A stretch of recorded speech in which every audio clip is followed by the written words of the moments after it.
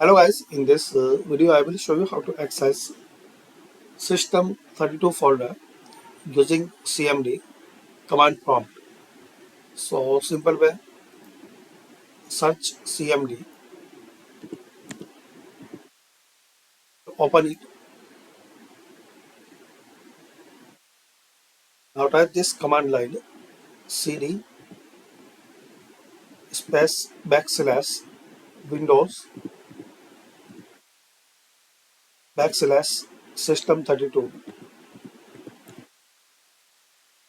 Then press enter.